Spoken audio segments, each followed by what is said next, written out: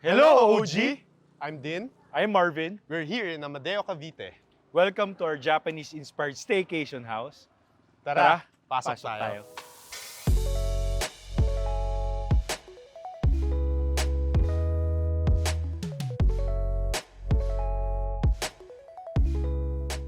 Tatlo kaming business owners, no?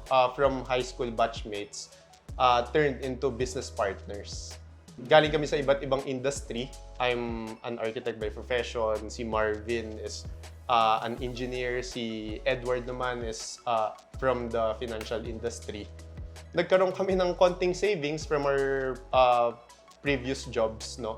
Hindi naman ganun kalakihan. Para magtuloy-tuloy yung bonding namin, pag-akyat nila dito sa Tagaytay, may napapala kami, hindi lang basta tambay. Nag-aspire kami na magkaroon ng sariling business, which ended up na mag-materialize at magtuloy-tuloy. Nakapag-start kami kagaya na itong deck house.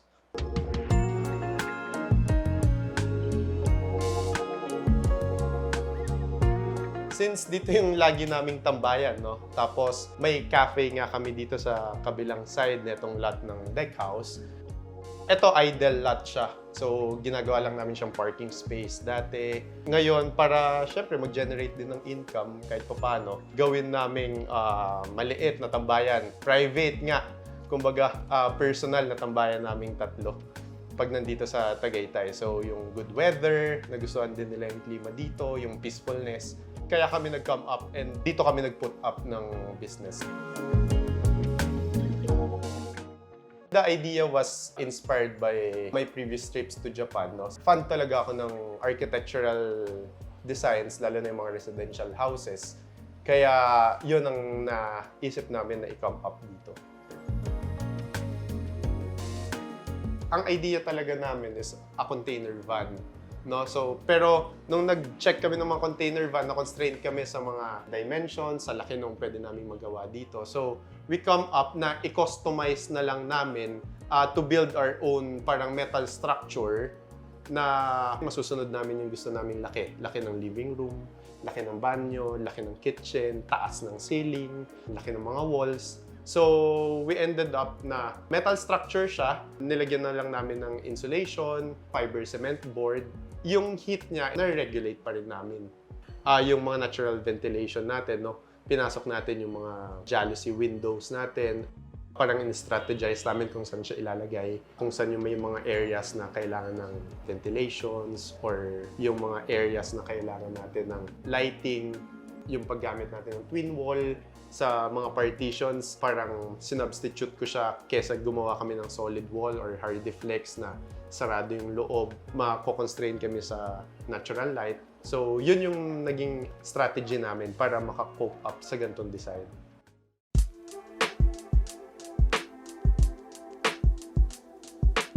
Actually, ang container van is 3/4 lang nung size na itong ginawa namin. Pati yung sa ceiling, halos 3/4 lang. So, nag-decide kami na kaya naman natin gumawa ng container van-like na structure.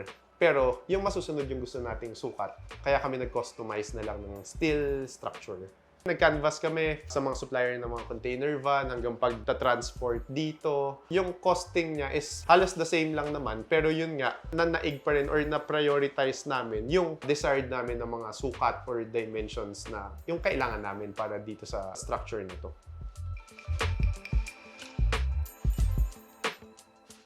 The lot size is 272 square meters. Yung building natin is around 150 square meters. Kasama kung makikita mo yung deck, yung jacuzzi na nilagay natin sa outdoor.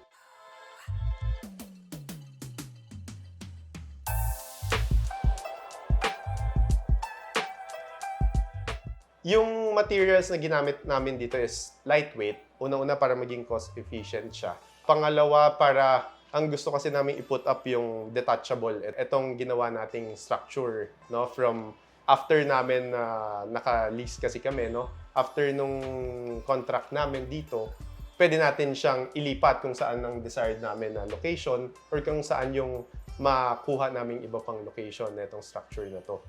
So, material-wise, gumamit kami ng mga steel structure natin sa loob, then cleaned up namin with mga fiber cement board, and yung labas para magmukha siyang container van look, gumamit tayo ng mga GI sheets, GI roofing na rib type, and then pinaint namin as to black color.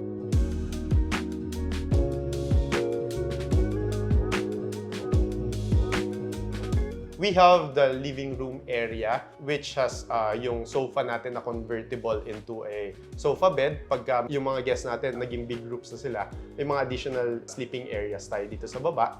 Then may maliit tayong kitchen counter, yung nook natin. Dito pwedeng mag-prepare ng food, pwedeng magluto. Ang mga guests natin, kompleto tayo with the ref. May mga rice cooker tayo dito, microwave, and all the necessary appliances na kailangan natin. Then sa taas, may 2 rooms tayo. Yung isang room is yung master's bedroom natin with pull-out bed. Then yung isang room natin is for the kids or family room na may 2 na queen-size beds. We have a heated jacuzzi dito sa labas natin na can accommodate up to 6 persons. Then we have yung main feature ng structure, kaya siya naging deck house, is yung the dining area. Outdoor dining area tayo para yung indoor-outdoor na living is ma-maximize natin.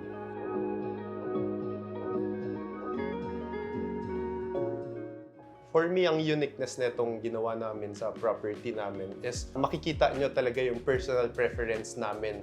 Yung simplicity ng design, yung minimalist ng pagka-design, makikita nyo yung pagka-masculine ng mga owners. Yun naman siguro yung nagustuhan din ng mga guests namin.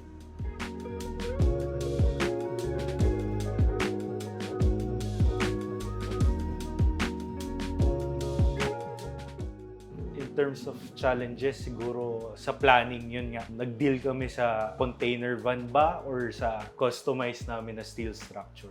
Eventually, naging maganda naman yung result. And during the construction, medyo nakikita na namin yung figures. Diyan na lumabas yung medyo nagka-budget constraint kami. Pero eventually, nagawa naman namin ang paraan. And maganda naman yung result. Initial investment namin, yung pinag-usapan namin is around, may tig pa 500,000 kami.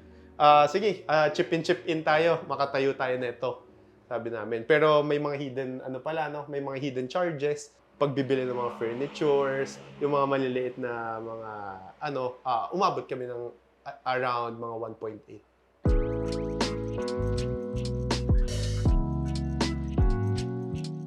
Ang gustong-gusto ko dito, yung ginawa kong skylight dito sa common space namin. Yun yung naging parang architectural feature na na gusto kong ipakita or ipa-experience sa mga guests. Sa akin ito, yung deck, yung outdoor deck namin.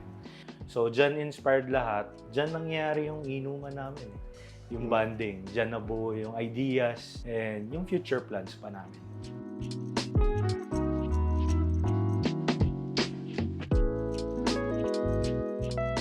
Future plans sa property, siguro magkaroon kami ng lap pool dito sa labas. Since maliit nga yung jacuzzi namin. So, para at least may nalalangoyan yung kids, yung magtotropa. And siguro yung TP house namin sa labas. Additional accommodation.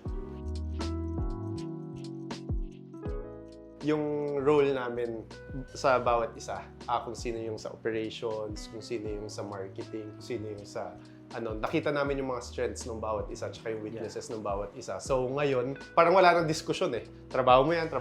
Yun yung natutunan naming malaki. So eventually, pagka lumaki to or alam na namin yung mga kailangan ng bawat isa. So bukod kasi yung construction, ibang phase yun. Ibang phase naman yung sa operations. Nakuha namin yung formula ng bawat isa. Tsaka mas lalo nating nakilala yung bawat isa.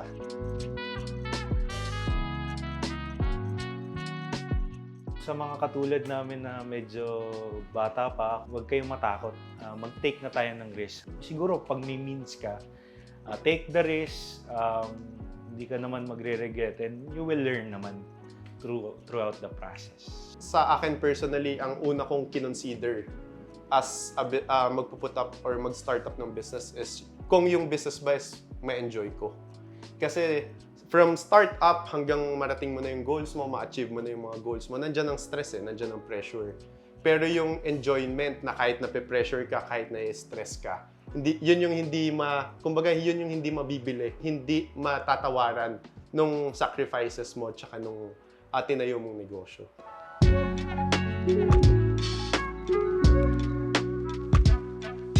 So sa mga ka-OG natin dyan, i-invite namin kayo dito sa The Deck House.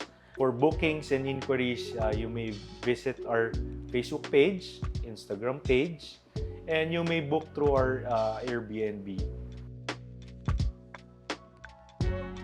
Want to share your house and get featured? Email us at stories.onlygood@gmail.com and tell us about your interesting home story. For more videos like this, subscribe to OG and be part of the community.